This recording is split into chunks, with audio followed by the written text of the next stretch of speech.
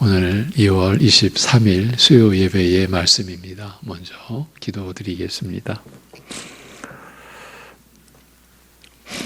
죄와 사망 가운데 영원히 널브러져 있을 뿐인 우리들을 하나님 나라의 권속으로 세워주신 아버지 하나님, 그 은혜도 감당치 못할 터이온데 성령님으로 거듭나게 하시고 그 양자의 영이신 성령님의 인도하심으로, 역사하심으로 우리로 하여금 하나님의 자녀된 신분으로 살아갈 수 있도록 이 모든 은혜를 베풀어 주셨사오니 그저 감사하고, 그래야 오늘도 그 중심으로 하나님을 예배 드리오니 우리의 예배를 친히 주장하시고 우리의 심령이 주님만을 향할 수 있고 주님께서 베풀어 주시는 말씀의 진리와 은혜에 우리 심령이 붙들릴 수 있도록 하여 주시옵소서. 하나님 아버지, 우리를, 이 시대의 교회를 긍휼히 여겨 주옵소서.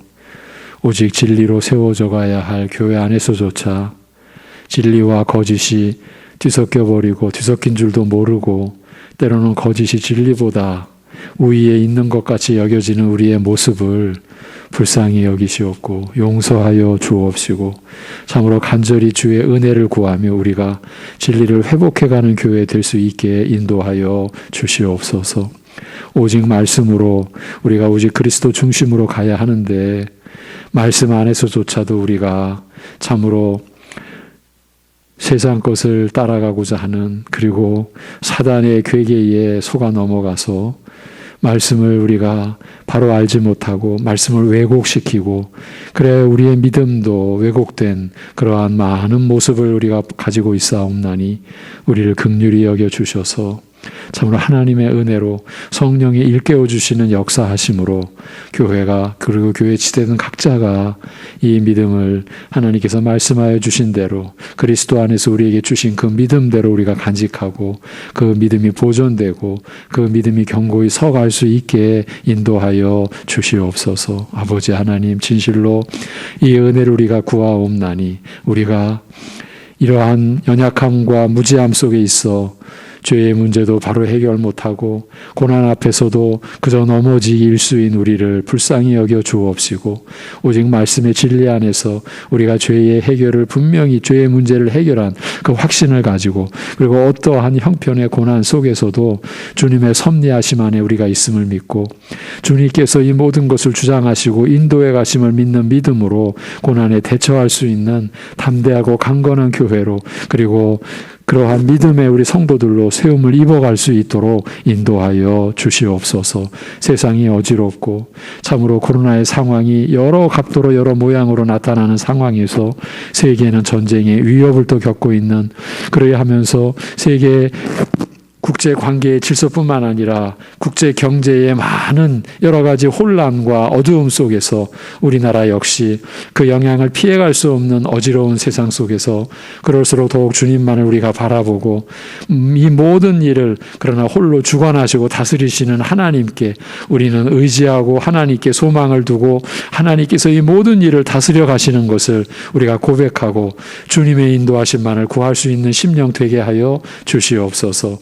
우리나라의 상황도 아시오니 아버지 하나님, 이 어지러운 상황 속에서 우리 믿음의 사람들, 하나님의 사람들, 하나님의 자녀된 우리들이 이 땅을 온 역사와 함께 모든 나라와 함께 이 땅을 하나님께서 다스리고 계심을, 그래서 하나님께 우리의 믿음을 두고 소망을 두고 하나님의 인도하심을 구하는 우리들 중심이 흐트러지지 않도록, 그리하여 우상을 숭배하지 않도록, 이 세상을 의지하지 않도록 오직 하나님만을 의지하며 하나님께만 소망을 둘 수 있는 믿음이 우리 안에 견고히 자리 잡을 수 있도록 역사하여 주시옵소서. 오늘도 말씀하여 주옵소서. 하나님께서 참으로 두 사람을 세워서 우리에게 주님을 영접한 의미를 가르쳐 주시는 그 은혜가 우리 안에 미칠 수 있도록 역사하여 주시옵소서. 우리 주 예수 그리스도의 이름으로 기도하옵나이다. 아멘. 마가복음 7장입니다. 마가복음 7장 36절에서 50절까지입니다. 누가복음 죄송합니다. 누가복음 7장 36절에서 50절 내가 주를 사랑하는 까닭은 이 제목으로 누가복음 7장 36절에서 50절이 본문입니다. 먼저 봉독하겠습니다. 한 바리새인이 예수께 자기와 함께 잡수시기를 청하니 이에 바리새인의 집에 들어가 앉으셨을 때에 그 동네에 죄를 지은 한 여자가 있어 예수께서 바리새인의 집에 앉아 계심을 알고 향유 담은 옥합을 가지고 와서 예수의 뒤로 그 발 곁에 서서 울며 눈물로 그 발을 적시고 자기 머리털로 닦고 그 발에 입 맞추고 향유를 부으니 예수를 청한 바리새인이 그것을 보고 마음에 이르되 이 사람이 만일 선지자라면 자기를 만지는 이 여자가 누구며 어떠한 자고 죄인인 줄을 알았으리라 하거늘 예수께서 대답하여 이르시되 시몬아 내가 네게 이를 말이 있다 하시니 그가 이르되 선생님 말씀하소서. 이르시되 빚주는 사람에게 빚진 자가 둘이 있어 하나는 500데나리온을 졌고 하나는 50데나리온을 졌는데 갚을 것이 없으므로 둘 다 탕감하여 주었으니 둘 중에 누가 그를 더 사랑하겠느냐. 시몬이 대답하여 이르되 내 생각에는 많이 탕감함을 받은 자니이다. 이르시되 내 판단이 옳다 하시고 그 여자를 돌아보시며 시몬에게 이르시되 이 여자를 보느냐. 내가 내 집에 들어올 때 너는 내게 발 씻을 물도 주지 아니하였으되 이 여자는 눈물로 내 발을 적시고 그 머리털로 닦았으며 너는 내게 입 맞추지 아니하였으되 그는 내가 들어올 때로부터 내 발에 입 맞추기를 그치지 아니하였으며 너는 내 머리에 감람류도 붓지 아니하였으되 그는 향유를 내 발에 부었느니라. 이러므로 내가 네게 말하노니 그의 많은 죄가 사하여졌도다. 이는 그의 사랑함이 많음이라.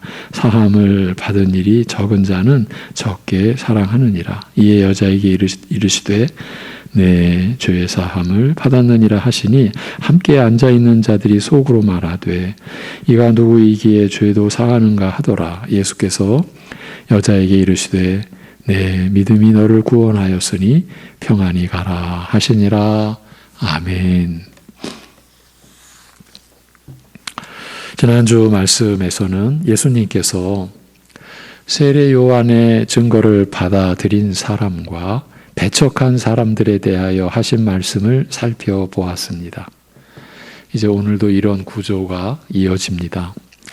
백성과 세리들은 세례 요한을 통하여 드러내고자 하신 하나님의 뜻과 경륜을 깨닫고 회개의 세례를 받으며 그가 증거한 메시아를 맞을 준비를 하였으나 정작 바리새인들과 율법사들은 요한의 증거를 거부함으로써 이스라엘을 구원하시려는 하나님의 뜻을 저버렸다고 말씀하셨습니다. 이들은 세례 요한의 증거와 예수님을 통하여 드러내신 하나님의 깊으신 뜻, 죄인을 구원하시려는 뜻을 이해하지 못하였기 때문에 회개하여 구주 오심을 맞을 준비를 하라는 세례 요한을 귀신 들린 자라 하였고 죄사함의 은혜로 말미암은 기쁨과 평강을 전하시는 예수님을 오히려 먹기를 탐하는 자요 술 취한 자라고 매도하였습니다.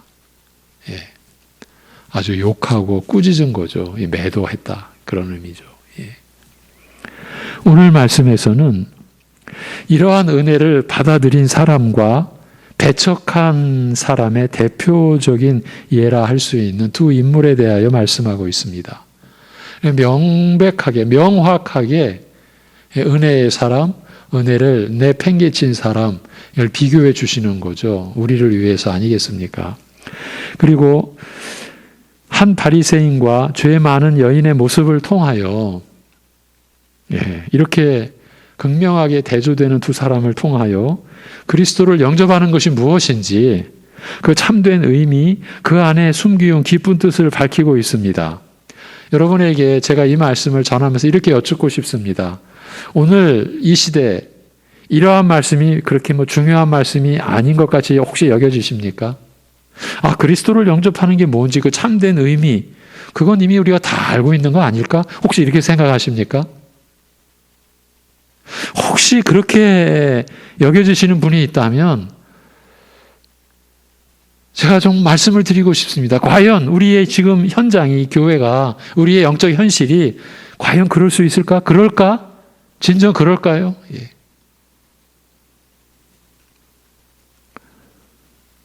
어제 오늘 새벽에도 사실은 범사에 감사하라는 그 한 구절의 말씀을 가지고 하나님의 섭리라는 그야말로 거대한 진리의 규모를 우리가 그 짧은 시간에 그나마 참 주님 의지해서 이렇게 받으면서 우리 자신을 살펴봤어요. 예. 우리의 영적 그 상황이 과연 이러한 진리를 감당할 수 있을까? 예. 우리의 믿음의 지금 그 규모가 과연 그러할까? 저는 우리 교회를 당연히 포함해서 우리 이 지금 시대의 영적 현실은 결코 그렇지 못하다. 예. 그저 부정적인 관점을 일부러 쫓아서 그런 게 아니라 현실이다. 예. 오늘 이 말씀의 의미도 우리는 성령님 안에서 정신 차려 우리가 이 말씀을 받아야 하리라고 저는 생각을 합니다. 예. 시몬이라는 바리새인이 예수님을 청하여 함께 식사할 때였습니다. 청했어요, 이 바리새인이. 그때 이 성읍에서 죄인으로 알려진 한 여자가 예수님께서 시몬의 집에서 식사하신다는 소문을 듣고 향유를 담은 옥합을 가지고 왔습니다. 그 여인은 예수님의 뒤편 발치에 앉아 울면서 눈물로 그 발을 적시고 머리털로 그 발을 닦으며 그 발에 입 맞추고 향유를 부었습니다. 이 광경을 본 바리새인 시몬이 속으로 혼자 이르기를, 이 사람이 만일 선지자라면 그를 만지는 이 여인이 누구인지를, 이 여인이 죄인인 줄을 알리라고 하였습니다. 지금 예수님께서는 이 바리새인과 이 바리새인의 이 속 사정을 지금 드러내고 계시는 거죠. 예, 그리고 누가도 그 주님의 뜻을 성령님 안에서 잘 헤아려서 지금 기록해 놓은 거죠. 지금 바리새인은 고작 이 생각을 한 거예요. 자, 저 사람이, 저 선생이 만일 진정 선지자라면 지금 자기를 그렇게 만지는 이 여인을 알 것이다. 얼마나 몹쓸 죄인인지 알 것이다. 지금 이 생각만 하고 있었어요. 우선 이 여인은 그 신분이 매우 특별했습니다. 누가는 그를 가리켜 성읍에서 죄인이었던 여자라고 표현하고 있습니다. 사람은 예외 없이 모두가 죄인이요, 죄 없는 사람이 없음에도 불구하고 특별히 이 여인을 가리켜 죄인이라고 지적하였으니 매우 이례적이라 할 수 있습니다. 시몬의 태도에서도 이 여인이 평범한 여인, 그저 일반적인 의미에서 죄가 많은, 성격이 악하거나 행실이 나쁜 여자가 아니었음을 짐작할 수 있습니다. 그 성읍에 사는 사람은 저 여자 하면 그렇지 하고 예외로 취급해버리는, 그들과는 별다른 종류의, 그러니까 별종으로 그런 사람으로 취급하는 여자였을 것으로 짐작됩니다. 많은 사람들은 이 여자가 흔히 세리와 그 당시 한 묶음으로 취급되는, 그러니까 죄인하면 세리와 한 묶음으로 취급되는 창기가 아니었을까라고 추측하기도 합니다. 이런 신분의 사람, 모든 사람들로부터 별종으로 취급받는 이런 류의 사람들은 속으로는 깊은 수치심과 열등감의 응어리를 안고 있으면서도 겉으로는 강한 반발심을 보이는 것이 보통입니다. 예, 대략 짐작하시죠? 예. 겉으로는요, 전혀 자신의 그 내적인 그런 모습과 다른, 예, 반발심을 보이는 거죠. 너희들은 뭐가 잘났다고, 너희들은 뭐가 그리 깨끗하다고 나를 별종으로 취급하느냐. 예. 이런 사람일수록 자신을 남 앞에서 결코 굽히려고 하지 않습니다. 예. 아주 작은 일 갖고도 결코 굽히지 않습니다. 더욱 도발적이고 뻔뻔스럽다, 이렇게까지 볼 수 있어요. 누구든지 자기를 건드리면 무섭게 반발하며 폭발하는 것입니다. 왜냐하면 자신의 수치스러운 모습을 일단 인정하고 나면 더 이상 자기를 지탱하지 못하고 허물어져 버리기 때문이죠. 바로 이것 때문이죠. 그러니까 자기를 지탱하기 위해 어떻게 보면은 발버둥이죠. 예. 그것이 자기의 그 수치와 자기의 그 모습이 일단 인정이 돼버리면 스스로도 자기를 지탱 못하니까 그게 두려운 거죠. 예. 어느 정도 우리가 이해할 수 있는 부분이죠. 우리에게도 이런 모습이 없다고는 또 할 수 없어요. 예. 허물어지지 않기 위해서. 그래도 자기를 지탱하고 붙들기 위해서 더욱 악착 같은 마음으로 안간힘을 쓰는 것입니다. 그래서 이러한 심사를 대략 아는 이들은 긍휼히 여기게 되는 거죠. 불쌍한 거죠. 예. 그런데 이런 여인이 예수님 앞에서 도저히 상상할 수 없는 뜻밖의 행동을 보였습니다. 예수님 뒤편으로 가서 발치에 앉아 울면서 눈물로 그의 발을 적시며 머리털로 닦고 있었던 것입니다. 대략 머릿속에 그려지죠. 예. 특별한 경우에 발치에 앉아 우는 일이야 있을 수 있겠으나 여자가 자기 머리털로 남의 발을 닦는다는 것은 상식적으로 있을 수 없는 일입니다. 시몬이 씻을 물도 주지 않아 씻지 못한 발, 먼지와 때가 묻은 발을 머리털로 닦고 입을 맞추는 행위는 노예도 차마 하지 못할 일이요 주인의 발을 핥는 개나 할 수 있는 일일 것입니다. 여인은 이처럼 자신을 예수님 앞에 지극히 낮추어 그야말로 이거는 지극히 낮추는 모습이었죠. 그렇게 지극히 낮추어 겸손하였을 뿐 아니라 향유를 담은 옥합을 가지고 와서 예수님의 발에 부었습니다. 이것은 그 여자에게 있어서 예수님이 얼마나 소중하고 귀중한 분이었는지를 나타내는 행위라 할 수 있습니다. 선생님은 당신은 나에게 그 누구와도 견줄 수 없이 소중하신 분입니다. 그리고 귀중한 분이십니다. 예수님은 나에게 너무나 소중하고 너무나 귀중한 분이십니다. 그것을 고백하고 그것을 나타낸 행위라고 우리가 보는 게 옳겠지요? 그런데 상식이 있는 사람이라면, 감수성이 마비된 사람이 아니라면 이런 뜻밖의 광경에서 무언가 느끼는 것이 있어야 할 것입니다. 이런 상식밖의 행동, 뜻밖의 모습에는 그럴 만한 이유가 있을 것이다. 이런 뜻밖의 행동을 하게 한 어떤 무언가 중대한 원인이 있을 것이라고 느낄 것입니다. 그래야 되지 않겠습니까? 무엇이 저 여자를 저렇게 하게 했을까? 그것. 무엇이 저 악착 같은 여자로 하여금 눈물을 흘리게 하였으며 왜 저렇게 완전히 허물어진 모습을 보이게 하였는가? 예. 지금 완전히 허물어진 모습이잖아요. 자기를 막 악착같이 지탱하고 붙들려고 하는 게 아니잖아요. 그냥 예수님 앞에서 그냥 허물어져 내린 거잖아요. 도대체 왜 저렇게 완전히 허물어진 모습을 보일 수 있게 되었을까? 노예나 개처럼 자기를 낮추어 눈물과 머리털로 발을 씻고 닦으며 어떻게 저렇게 입 맞추게 했는가? 예. 도대체 예수님에게서 무엇을 발견하였기에 어쩌면 그의 유일한 귀중품이었을 향유를 그 발에 아낌없이 부을 정도로 그를 소중하게 귀중하게 생각하는가? 이렇게 말입니다. 대략 이와 같은 어떤 그 생각도 느낌도 들어야 마땅하지 않겠습니까? 예. 상식이 있는 사람이라면요. 감수성이 마비된 사람이 아니라면요.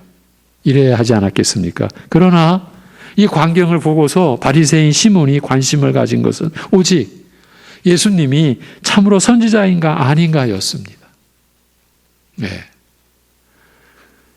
그러면 지금 이 바리새인은 상식조차도 없는 사람, 감수성도 지금 딱딱하게 굳어버린 사람, 이제 이렇게 우리가 볼 수가 있는 거죠. 그런데 그 당시 바리새인들의 그 지위는 지금 우리가 생각하는 어떤 정도를 넘어서 있었어요. 예.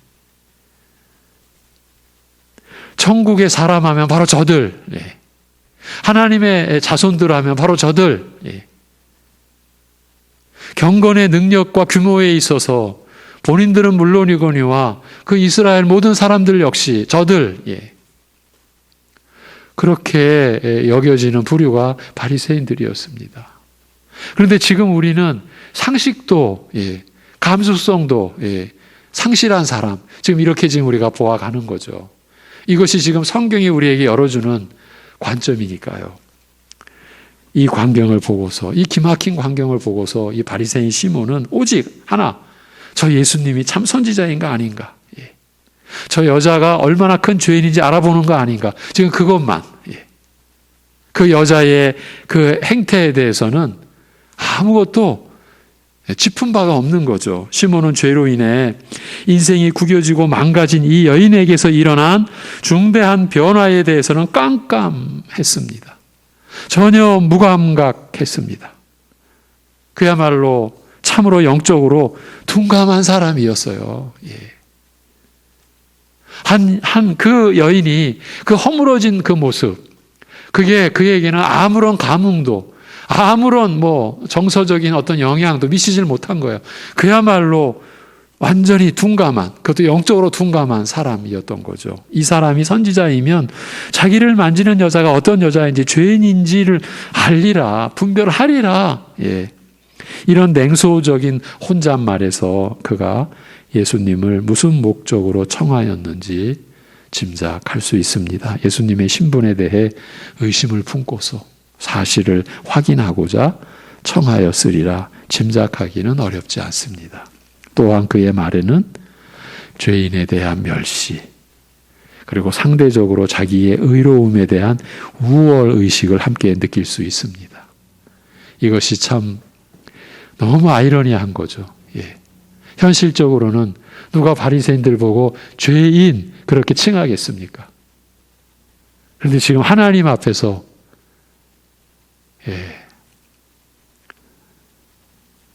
그 의인이라 누구나 자타가 그렇게 공인된 바리새인이 드러나는 거예요. 그 영적 실태가. 그는 자신의 죄인됨에 대해서는 깜깜하고 오히려 죄인에 대한 멸시, 상대적으로 자기의 의로움에 대한 우월감, 이거를 지니고 있는 모습을 보여주고 있는 거예요. 저와 여러분이 영적으로 싸우는 내용이 바로 이거예요. 여러분, 무엇을 가지고 오서라도 우리가 영적인 우월감을 갖는 것 무서워해야 합니다. 두려워해야 합니다. 그냥 넘어가면 안 됩니다.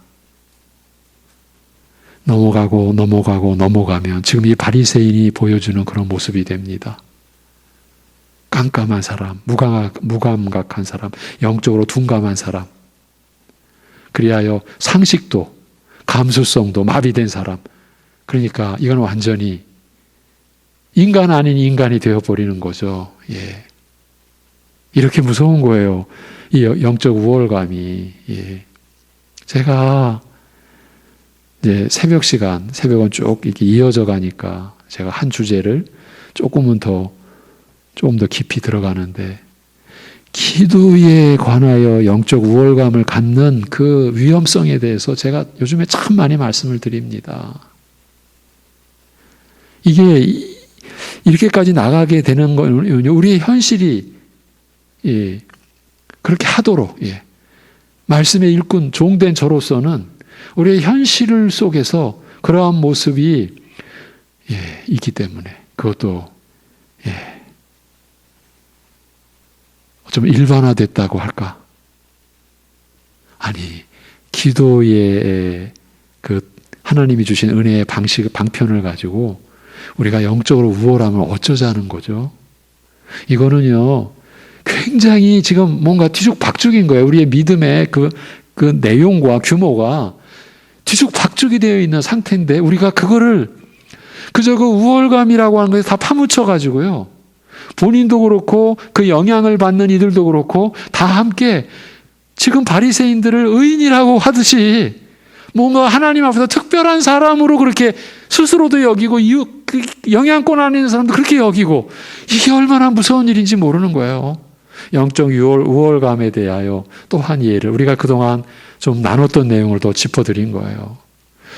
어떤 것으로도 우월감을 갖는 거는요, 우리 하나님의 자녀요, 하나님의 사람 된 우리 신자들에게는 그거는 믿음에서 빗나간 겁니다. 우리에게 허락된 은혜가 아니에요. 당연히 그 우월감은 뒤집으면은 상대방에 대한 멸시, 그것이 말로 겉으로 드러나지 않아도 자기 내면에는 이미 그 멸시하는 의식이 이미 작용을 한 거죠. 하나님께서 기뻐하실 리가 없는 거죠. 흡족히 여기실 수가 없는 거예요. 선한 일이 아닌 거예요. 그래서 데살로니가전서에는 어떤 모양의 악이라도 버리라. 예. 이렇게까지 말씀을 하시는 거죠.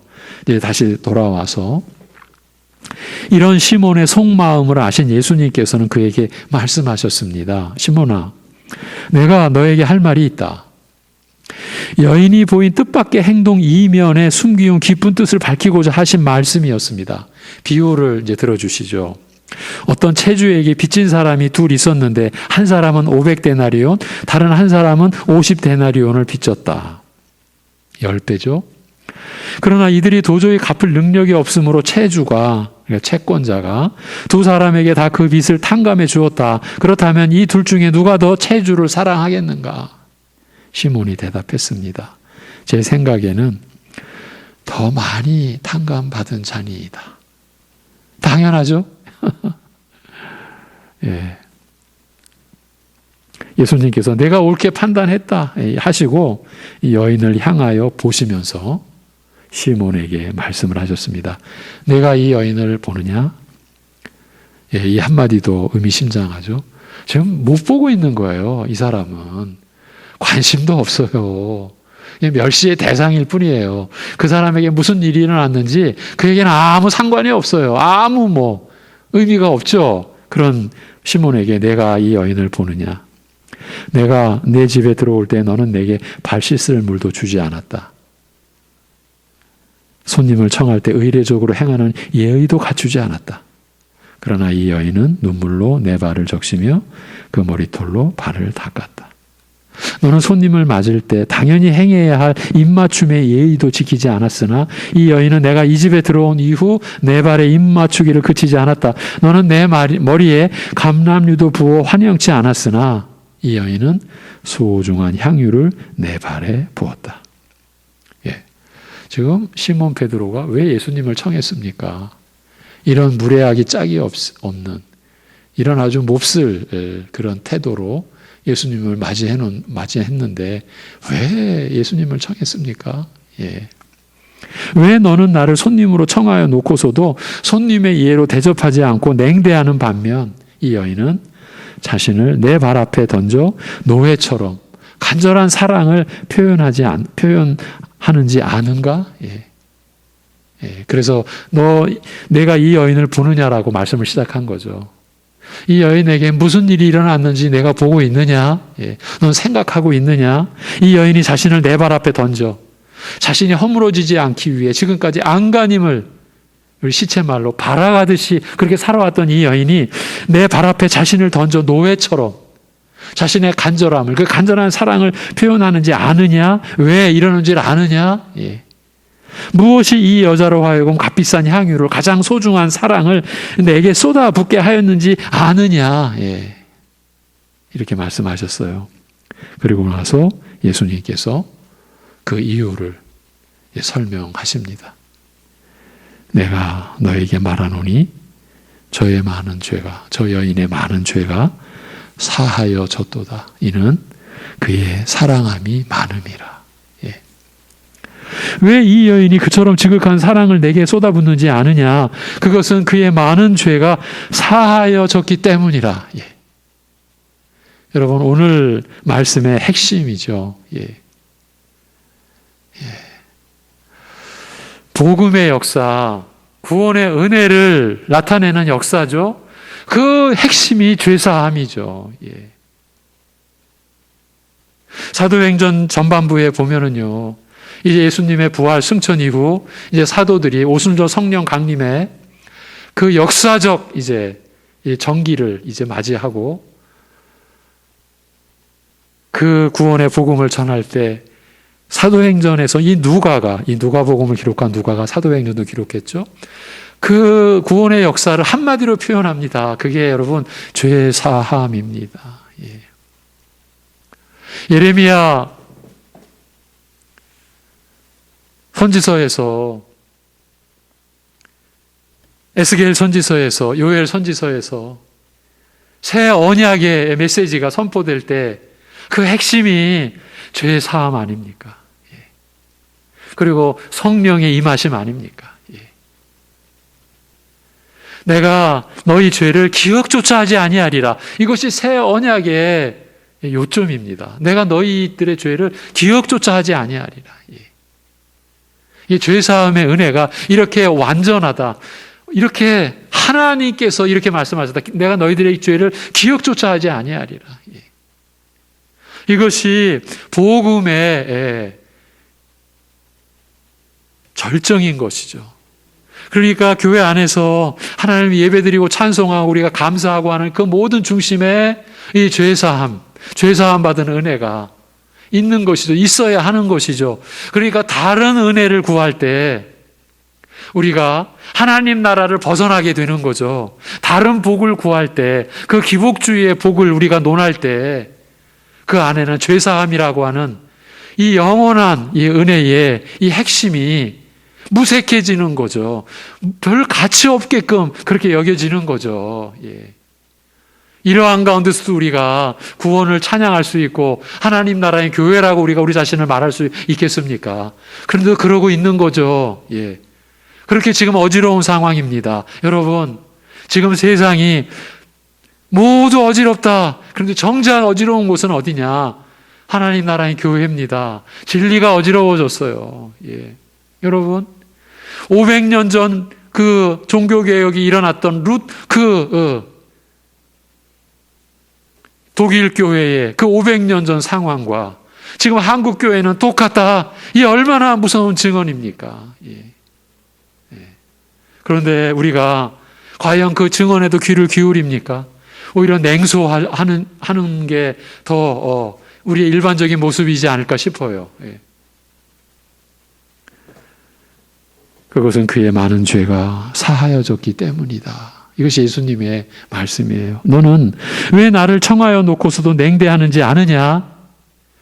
사함받은 일이 적은 자는 적게 사랑하기 때문이라. 너는 내가 베푸는 죄사함의 은혜와 사랑을 경험하지 못하였기 때문이라. 지금 너 성질 못 됐고 너 성격 못 됐고 너 배경이 어떻고 지금 그렇게 말씀하시지 않아요. 예수님께서 내가 왜 나를 냉대하는 줄 아느냐? 너는 내가 베푸는 죄사함의 은혜와 사랑을 경험하지 못하였기 때문이라. 예. 교회 안에서 왜 저런 모습을 보이지? 죄사함의 은혜와 사랑을 경험하지 못했기 때문이라고 우리가 알아야 되는, 그래야 그렇게 느껴야 되는 거예요. 그렇게 진단해야 되는 거예요. 예.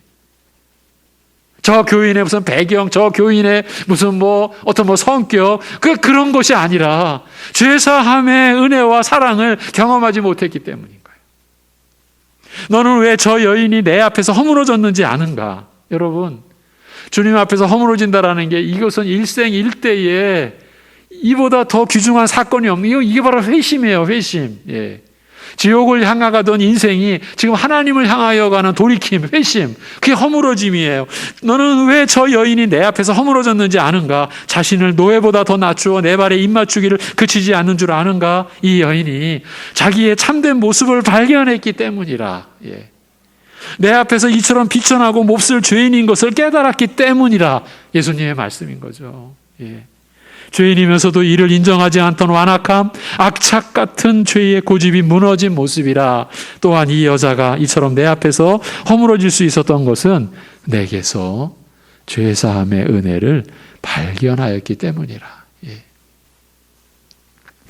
그리하여 이 여인은 분명히 비참한 죄인으로 무너졌으면서도 동시에 그 모든 죄가 씻김받아 정결하게 되었으며 오히려 용서받은 의인으로 다시 일어서게 된 것이라. 그의 죄된 옛사람이 무너지면서 그는 의롭고 성결한 새 사람을 얻은 것이라. 그의 죄가 무너지면서 참 영적 자유와 생명을 얻은 것이라. 한 여인에게서 이 인간의 최대의 문제인 죄의 문제가 해결된 그 지금 모습, 그 형상을 예수님께서 이렇게 밝혀주신 거죠. 저 여인의 허물어진 모습, 내 앞에 엎드러져 많은 눈물을 쏟으며 머리털로 내 발을 닦으며 입을 맞추는 그 노예가 보인 그 사랑, 그 노예의 사랑, 가장 소중한 것을 아낌없이 주께 쏟아 부으리라는 이 최선의 사랑은 죄사함의 사랑을 경험한 자, 내가 저를 위해 피 흘려 죽음으로써 그의 많은 죄를 대속한 사랑을 경험한 사람이 보이는 가장 아름다운 모습이라. 그가 쏟아부은 향유의 향기만큼 향기로운 모습이라. 바로 이러한 의미, 이러한 내용을 지금 밝힌 것이에요. 여러분, 제가 일전에 이런 말씀을 드린 적이 있습니다. 수십 년 교회 안에서 신앙생활 한다라고 해왔는데 진정 하나님 앞에서 제가 죄인입니다. 이런 고백 없이, 이런 고백 못하고 안 하고, 사실은 못하는 거죠. 못하니까 안 하는 거죠.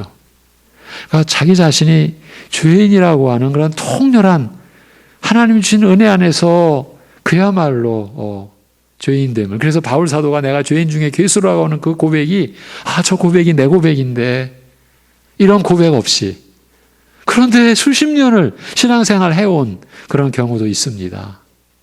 제가 이런 말씀을 드렸어요. 그분은 기도하면서 자신의 죄 고백이 안 나오는 거예요. 여러분,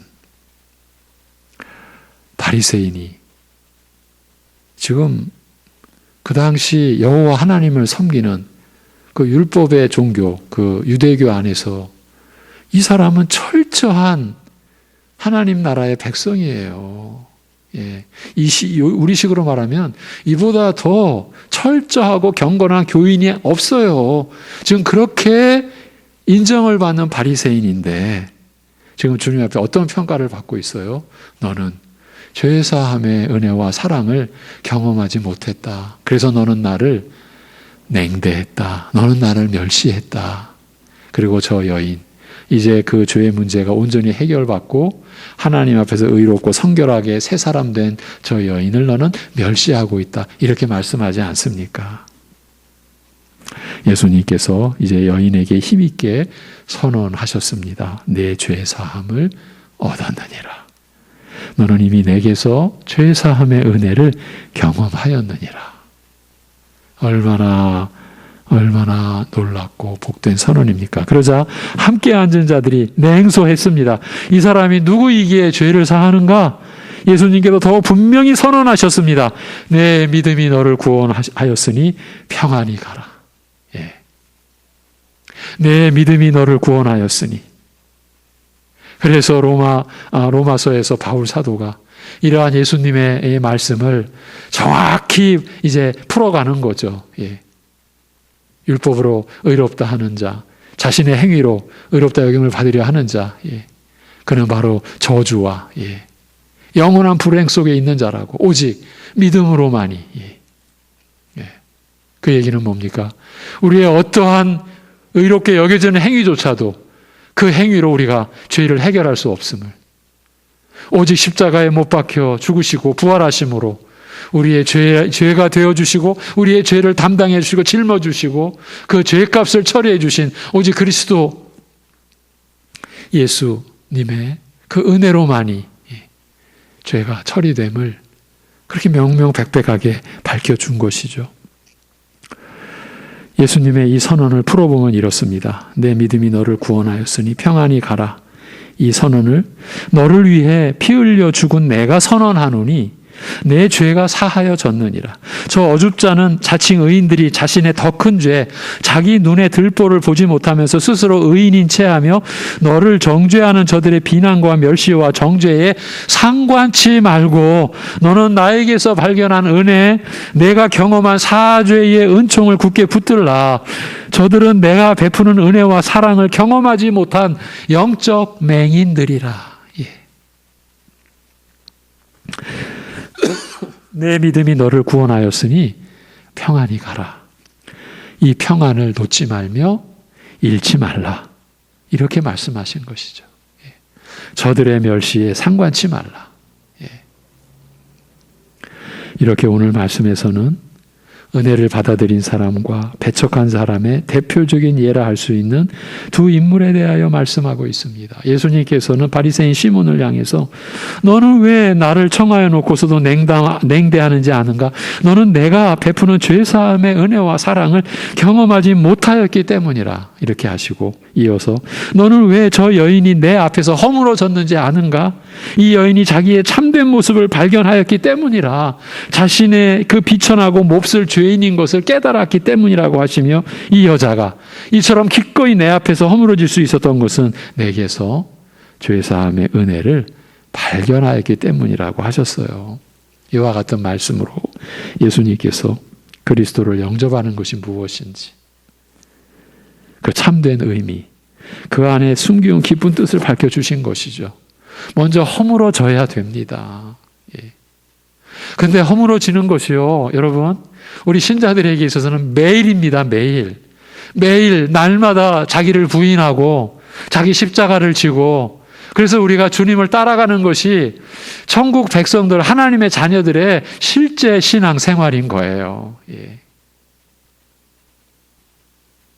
나 한번 회심의 경험했어?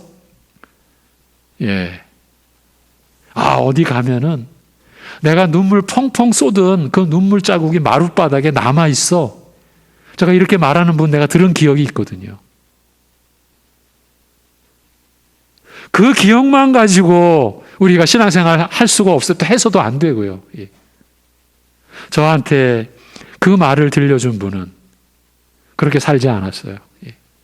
그래도 더 말씀을 사모하고 말씀을 알고자 하고, 그것이 하나님이 우리를 인도하시는 생명의 길이죠. 그런데 간혹 어디 가봐, 내 눈물 자국이 마룻바닥에 새겨져 있어, 그것만 갖고 신앙생활 하는 분들 없다고 할 수 있습니까?